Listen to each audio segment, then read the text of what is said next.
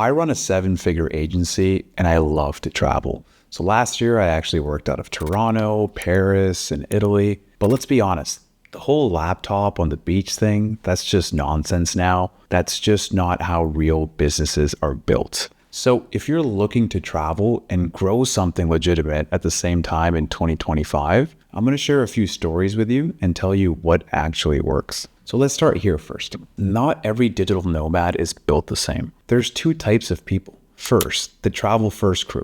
What these guys are doing is they're exploring all day, maybe squeeze in like an hour or 2 of work, and then they're treating their business like a hobby.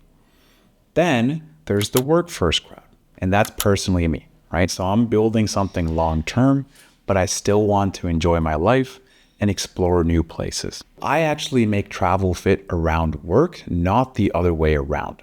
So first thing is figure out what camp you fall into because it shapes everything else around it. If you want to just go and travel and work for an hour, that could be you. If you want to build something great while traveling, watch this video. So let's cut through all the fluff.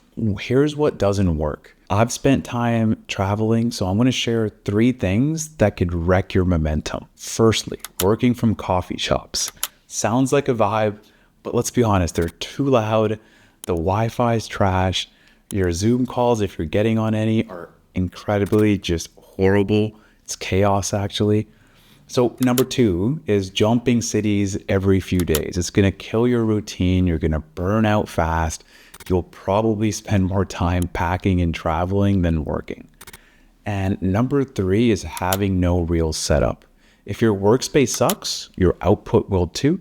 And it's just that simple. So let's get into what actually works. Let me break it down. Make sure you stay in a place for at least a month. That gives you time to settle in, enjoy where you actually are, and really explore the city that you're in as well while traveling.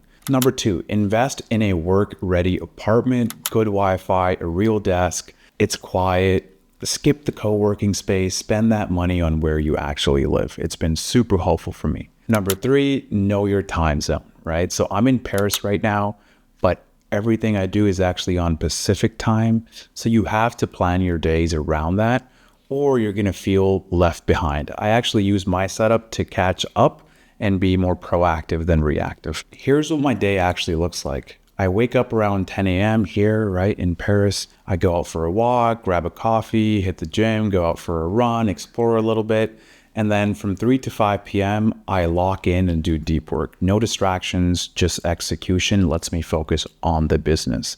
Then from 6 p.m., which is actually 9 a.m. back home, to midnight, to be honest, sometimes 2 a.m., I'm actually just on calls, syncing with the team, talking to clients, putting out fires. And if there's ever some time where I can go and explore and get dinner or something like that, I go do that. So yeah, it's not the 4-hour work week. I still put in the hours just on my schedule. Now, I also want to talk about my setup. What I use is portable, clean, and powerful. I get on calls all the time. So a couple things I want to highlight here: a good computer, MacBook Pro. I always overspec when I'm purchasing it. You want to make sure you have laptop risers, or ergonomically, you're saving your posture.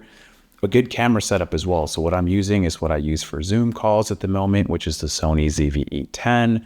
A good microphone. You want to have your accessories like your laptop, keyboard, or your mouse as well. To be honest, you're trying to set up your work setup, what you've had back home, but while you're traveling. And the best thing about this is all of it fits in a backpack, and I'm ready to go anywhere I want to as I travel.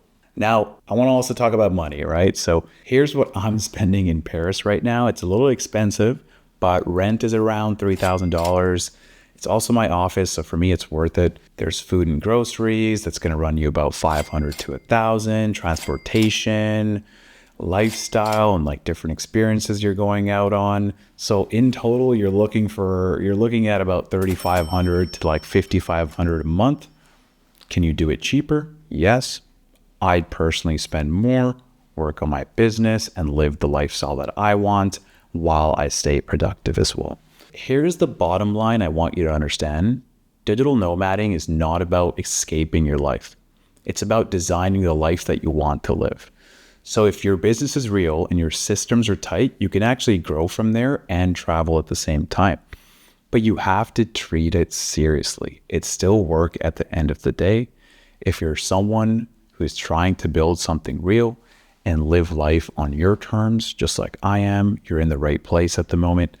I'm personally just sharing what's worked for me as I grow my business and build the lifestyle I want.